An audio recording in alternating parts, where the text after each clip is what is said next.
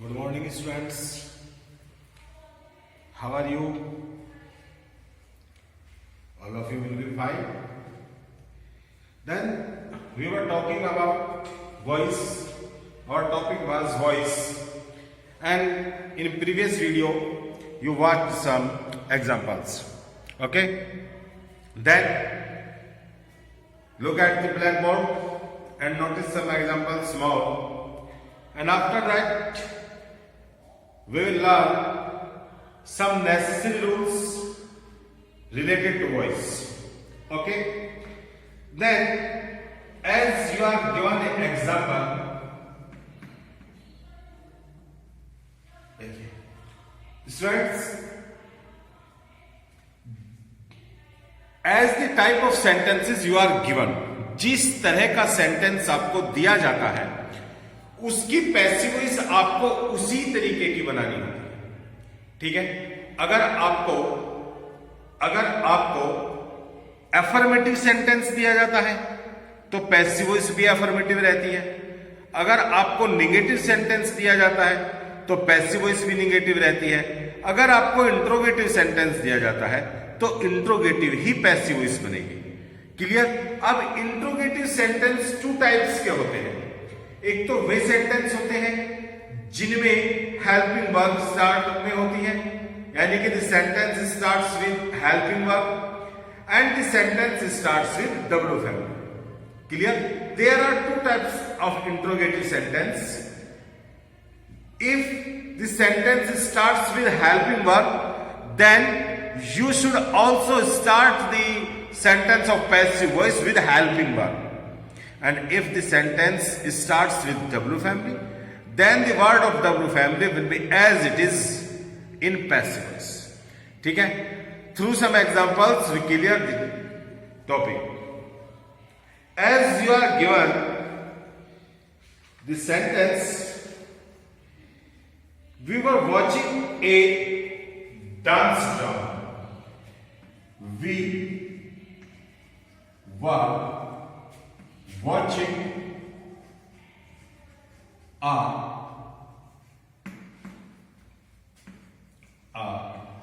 dance drama.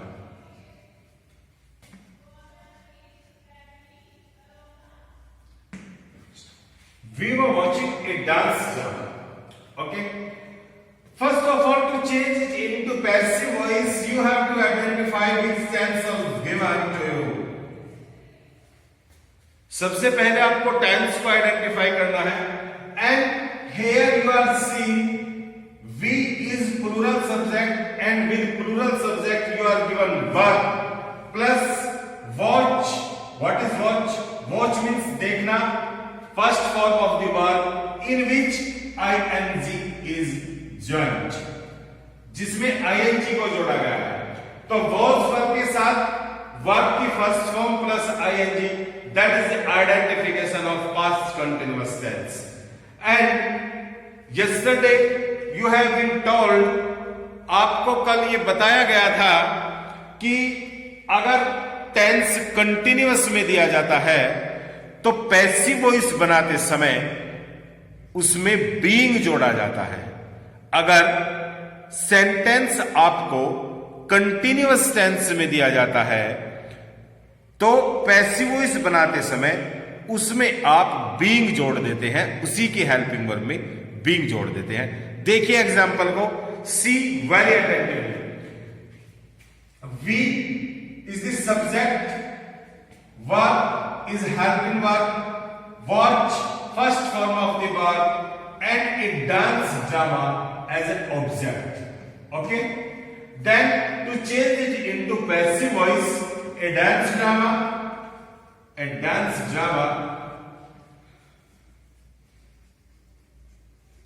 Okay? See here. Look at the blackboard. We is a plural subject. Okay? And with it plural helping verb is put here. यहां पर plural helping verb को रखा गया. But now, while changing it into passive voice, the subject of passive voice is a singular, a dance drama that is singular. So we'll put here singular helping verb was. Clear? The helping verb of past continuous tense is was and were. Okay? With plural subject we use were, and with singular subject we use was. Clear? A dance drama was. आपने second rule apply कर दिया है. अब third number पर यहां पर verb आ जाती है, but rule number third says always third form of the verb is kept in passive voice. Passive voice में हमेशा वर्ब की थर्ड फॉर्म को रखा जाता है ना. तो आप क्या करेंगे, आप यहां पर इससे पहले, क्योंकि इस वर्ब में आईएनजी लगा हुआ है, तो इससे पहले आप बींग रखेंगे और फिर वाच को थर्ड फॉर्म में आप चेंज कर देंगे watch. A dance drama was being watched, और बाय को फोर्थ रूल में यूज करके वी का ऑब्जेक्ट यहां पर अस लिख देते हैं. ठीक है, क्या लिख देते हैं, अस लिख देते हैं, और ये आपका सेंटेंस कंप्लीट हो जाता है. ठीक है, इस प्रकार से आपने इस सेंटेंस को किसमें चेंज कर दिया, आपने इस सेंटेंस को चेंज कर दिया है पैसिव वॉइस में. अब आप एक सेंटेंस यहां पर देखेंगे.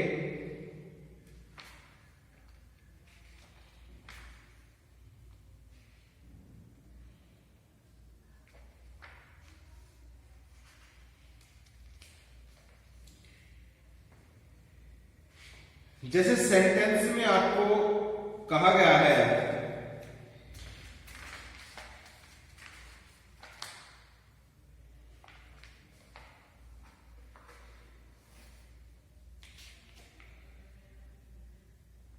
वर यू, चलिए टेंस कोई और लेते हैं अगली बार हम, और हमने टेंस दिया है will the chairman address the audience. ठीक है, या सेंटेंस एक और हमारे पास सेंटेंस है will you leave this job. देखिए एग्जाम्पल आपको दिया गया है will you leave this job.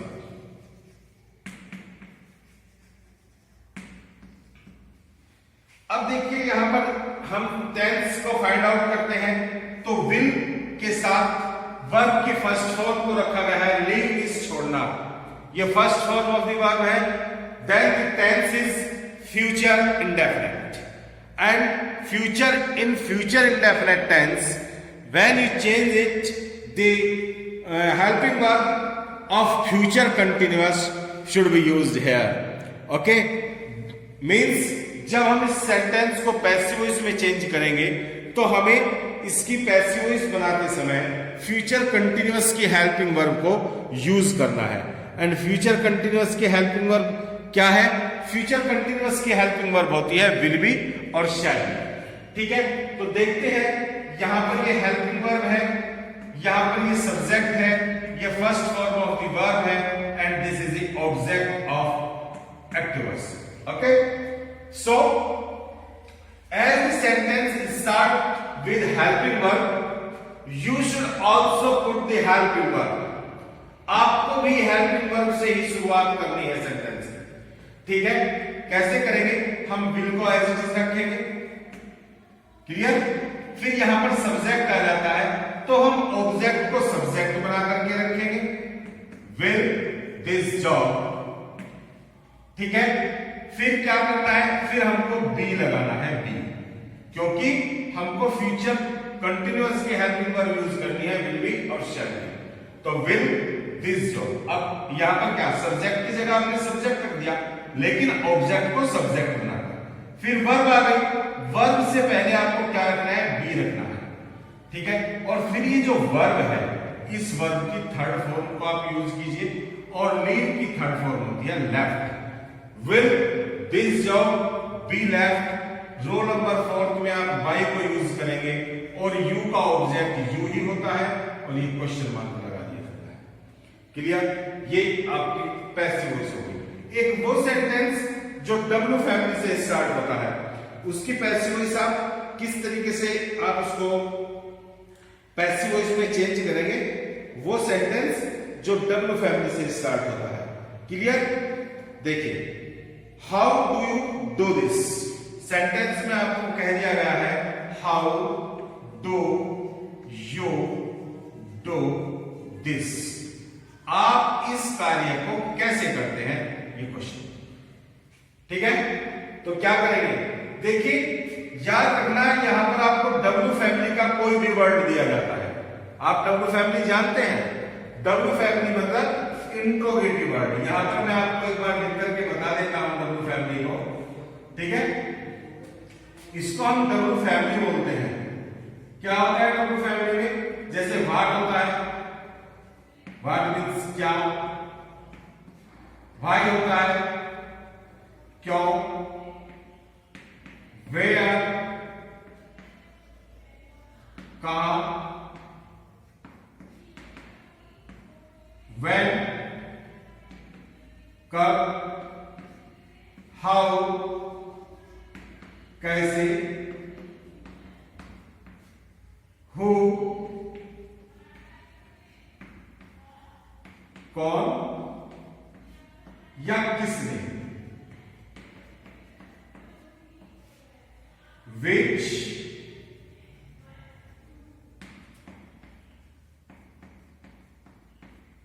कौन सा या कौन सी।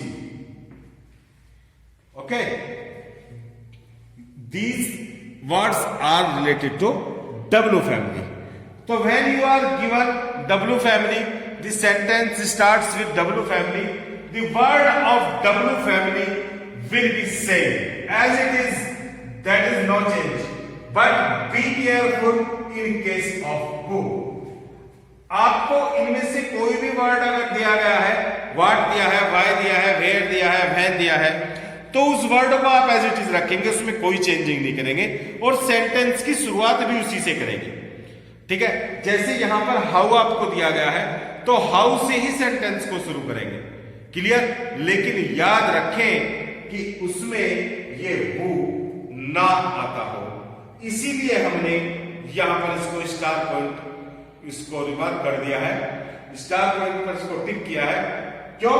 क्योंकि अगर सेंटेंस WHO हु से शुरू होता है, WHO हु से शुरू होता है, तो उसकी पैसिव वॉइस किसी दूसरे तरीके से बनती है। ठीक है, वो तरीका भी अभी हम देखेंगे। अभी नेक्स्ट वाला जो एग्जांपल देंगे वो वही देंगे जो हु से स्टार्ट होगा। तो यहां पर क्या है, सेंटेंस हाउ से स्टार्ट होता है। देखते हैं पैसिव वॉइस कैसे बनती है। बच्चों, यहां पर क्या किया गया है, डू हेल्पिंग वर्ब है और ये डू मेन वर्ब की फर्स्ट फॉर्म है। क्लियर? तो आप बताइए कि सेंटेंस का टेंस कौन सा हुआ। अगर हम टेंस की बात करें तो सेंटेंस का टेंस कौन सा हुआ? डू या डज आता है, उसके साथ वर्ब की फर्स्ट फॉर्म आती है और सेंटेंस होता है प्रेजेंट इंडेफिनिट। और प्रेजेंट इंडेफिनिट की पैसिव वॉइस बनाते समय आपको यूज करना होता है प्रेजेंट कंटिन्यूअस की helping verb means is are am. तो आप क्या करते हैं, देखिए सेंटेंस में हाउ को आपने ऐसी चीज लिख दिया, उसके बाद में ये हेल्पिंग वर्ब आई, आपने भी हेल्पिंग वर्ब लिखनी है। लेकिन अभी आपको ये पता नहीं है कि आपको इज रखनी है, आर रखनी है और एम रखनी है, ये तो आपको पता है। लेकिन इनमें से कौन सी रखूं ये नहीं पता है। उसके लिए आप क्या करें, अब ये यहां पर जैसे सब्जेक्ट है तो आप भी सब्जेक्ट लिख दीजिए और आपका सब्जेक्ट है ये ऑब्जेक्ट है ना एक्टिव वॉइस का, ये आपका पैसिव वॉइस का सब्जेक्ट बनेगा। ये आपने लिख दिया यहां पर दिस, और दिस होता है सिंगुलर। दिस कैसा होता है, सिंगुलर। और सिंगुलर के साथ हम क्या यूज करते हैं, हम इज को यूज करते हैं। तो यहां पर आप इज रखें।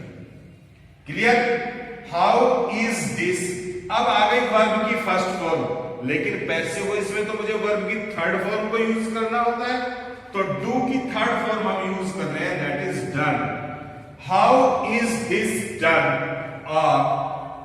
रो नंबर 4 बाय और यू आपका ये लिख दिया गया और ये रहा क्वेश्चन।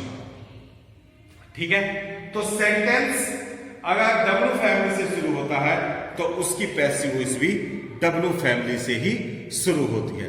तो बच्चों जो सेंटेंस जैसा होता है, अगर सेंटेंस अफर्मेटिव होता है तो उसकी पैसिव वॉइस भी अफर्मेटिव बन जाती है, सेंटेंस निगेटिव होता है तो उसकी पैसिव वॉइस भी निगेटिव बन जाती है, सेंटेंस इंट्रोगेटिव होता है तो उसकी पैसिव वॉइस इंट्रोगेटिव बन जाती है। इंट्रोगेटिव में अगर हेल्पिंग वर्ब से शुरू हो रहा है तो पैसिव वॉइस भी हेल्पिंग वर्ब से शुरू होगी, डब्ल्यू फैमिली से शुरू हो रहा है तो पैसिव वॉइस भी डब्ल्यू फैमिली से शुरू होगी। लेकिन ध्यान रहे डब्ल्यू फैमिली के केस में ध्यान रहे कि सेंटेंस की शुरुआत हु से ना की गई हो। सर एक बात बताओ, अगर सेंटेंस की शुरुआत हु से कर दी जाए तो पैसिव वॉइस कैसे बनेगी, वो देखिए।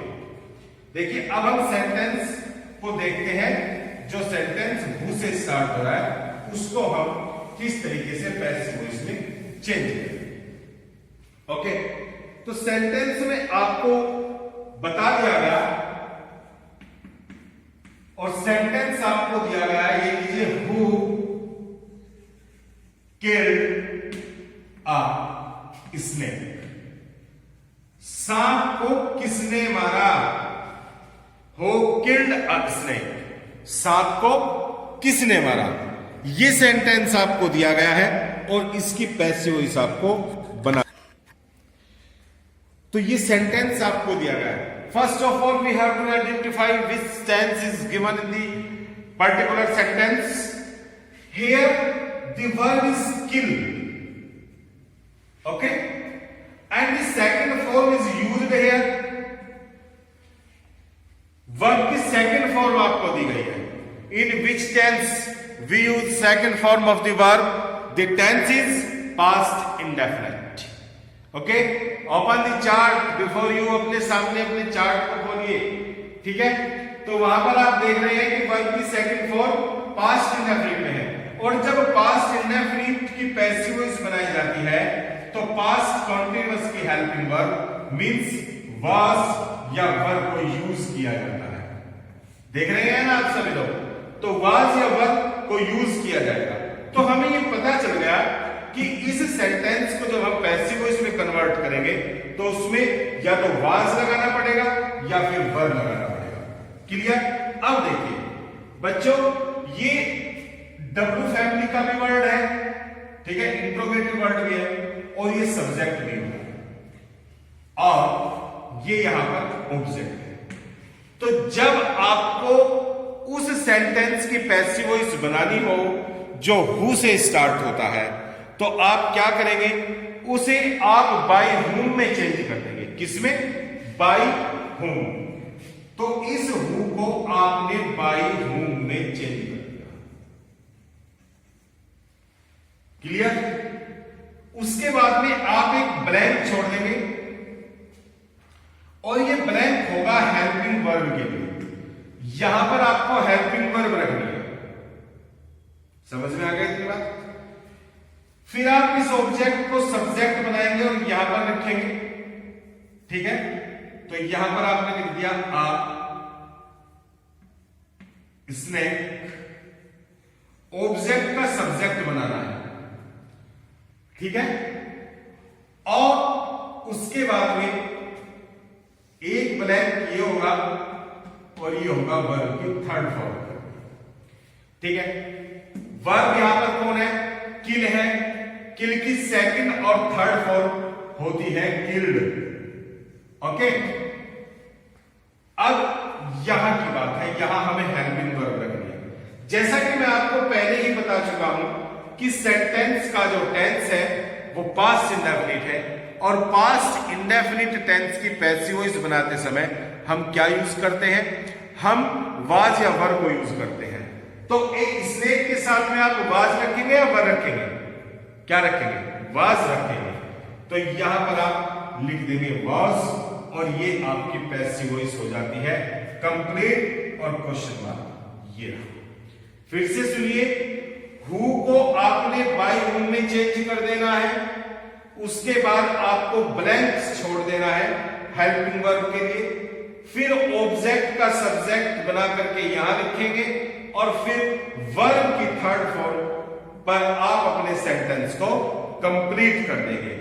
तो इस तरीके से ये पैसिव वॉइस हो जाती है कौन से सेंटेंस की, उस सेंटेंस की जो हु से शुरू होता है। समझ में आ रही है बात? क्लियर है? अगर आप में से किसी भी स्टूडेंट को कोई प्रॉब्लम है, कोई बात आपकी समझ में नहीं आ रही है, आप कोई डिफिकल्टी फील कर रहे हैं, तो आप मुझे कॉल कर सकते हैं। आप अपने क्वेश्चन को, आप अपनी प्रॉब्लम को ग्रुप में सेंड कर सकते हैं, उसका रेस्पॉन्स, उसका सॉल्यूशन आपको एडवांस कर दिया जाएगा। चलिए एक एग्जांपल और देखते हैं दैट स्टार्ट्स विद हु।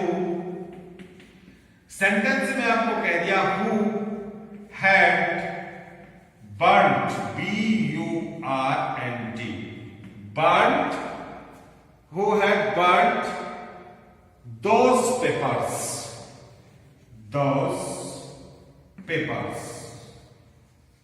ये वाली एक सेंटेंस आपको दिया गया। देखिए यहां पर अब की बात क्या किया गया है, हैड हेल्पिंग वर्ब है और बर्न्ड वर्ब की थर्ड फॉर्म है। ठीक है, तो यहां पर जो टेंस यूज किया गया है, the tense is past perfect, और जब हम पास्ट परफेक्ट की पैसिव वॉइस बनाते हैं तो क्या करते हैं, पास्ट परफेक्ट कंटीन्यूअस की हेल्पिंग वर्ब लगाते हैं, और वो हेल्पिंग वर्ब क्या होती है, वो हेल्पिंग वर्ब होती है हैड बीन। क्लियर? तो हमें पता लग गया है कि सेंटेंस की जब हम पैसिव वॉइस बनाएंगे हमें हैड बीन को यूज करना पड़ेगा। तो क्या करें, ये वाला जो हु है बिल्कुल सेम इसी मेथड से हु को बाय हु में चेंज कर देते हैं, उसके बाद हेल्पिंग वर्ब, ठीक है, फिर ऑब्जेक्ट का सब्जेक्ट बनाएंगे दोस पेपर्स, ये हमारा क्या है, सब्जेक्ट। तो बच्चों यहां जो हेल्पिंग वर्ब आएगी, यहां पर तो हैड आएगी, क्यों? क्योंकि पास्ट परफेक्ट या पास्ट परफेक्ट कंटीन्यूअस में हैड बीन जो होती है उसमें हमें ये नहीं देखना होता कि सब्जेक्ट सिंगुलर है या फिर प्लूरल है। ठीक है ना, सब्जेक्ट कोई सा भी हो, दोनों में हम हैड को यूज करते हैं। और ये जो बीन रखना है ना, ये बीन, ये कब आएगा, ये वर्ब की थर्ड फॉर्म से पहले आएगा, तो ये बीन यहां पर रखा जाएगा। क्लियर? बीन और वर्ब की थर्ड फॉर्म आपको दी गई है, थर्ड फॉर्म में आपको रखनी है। पहचान होती है कि थर्ड फॉर्म पर आपका सेंटेंस कंप्लीट हो जाना चाहिए। तो by whom had those papers been burned.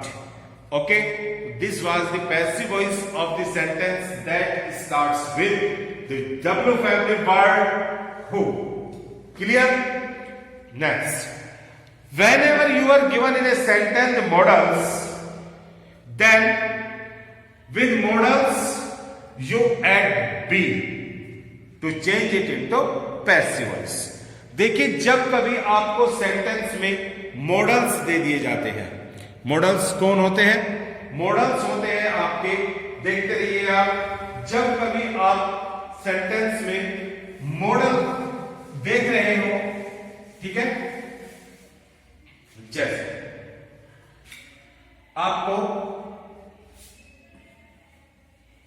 Can,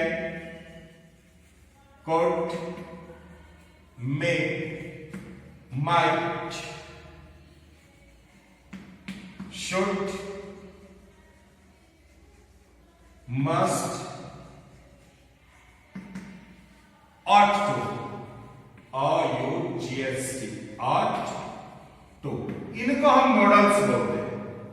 ठीक है, जब कभी आपको ये मॉडल्स सेंटेंस में दिए जाते हैं तो याद रखना बच्चों, पैसिव वॉइस बनाते समय आप इन्हीं के साथ में क्या, बी को आप प्लस कर देते हैं, इन्हीं के साथ में आप बी को जोड़ देते हैं। सेंटेंस देखिए, he can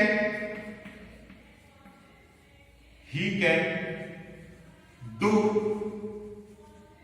this work. वह इस कार्य को कर सकता है. He can do this work. इसकी पैसिव वॉइस आपको बनानी है. ये सब्जेक्ट रहा, ये मॉडल वर्ब हुई, ये मेन वर्ब की फर्स्ट फॉर्म हुई और ये हुआ ऑब्जेक्ट. ओके, तो क्या करेंगे? सबसे पहले सब्जेक्ट रखा है ना, आप भी सब्जेक्ट रखिए, लेकिन ऑब्जेक्ट को subject banana. This verb can आपको दिया था, तो कैन के साथ आप बी जोड़ देंगे. कैन बी, डू की third form done, and by he का ऑब्जेक्ट आपने लिख दिया है हिम. ये हो गया sentence complete. Example, you should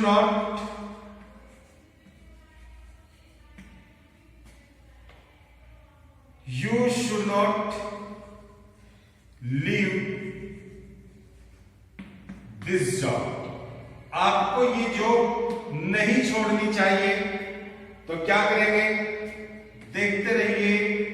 This job should not be, इस तरीके से दिया है. ठीक है ना. और ये जो लीव है, इसकी थर्ड फॉर्म आप रखेंगे लेफ्ट. क्लियर? जैसे यहां पर डू की थर्ड फॉर्म डन, यहां पर लीव की third form left, and fourth रूप में बाई को यूज करेंगे. और ये रहा आपका यू. ये हो गई आपकी पैसिव वॉइस. ठीक है. तो बच्चों, आपको बहुत सारे एग्जाम्पल्स के थ्रू आज पैसिव वॉइस बताई गई है. फिर भी I hope all of you can learn this and do very good, better, and perhaps all of you must understand it. आप समझ लेंगे. ये जो हम आपको वॉइस के बारे में बता रहे हैं, शायद वो आपकी अच्छी तरीके से समझ में आ रहा होगा. After that, if you feel any difficulty, if you are facing any problem, then contact to me definitely. Clear? So the time is over, and tomorrow we will learn how to we change an imperative sentence into passive voice. So be safe and do your work very honestly. Goodbye. See you tomorrow.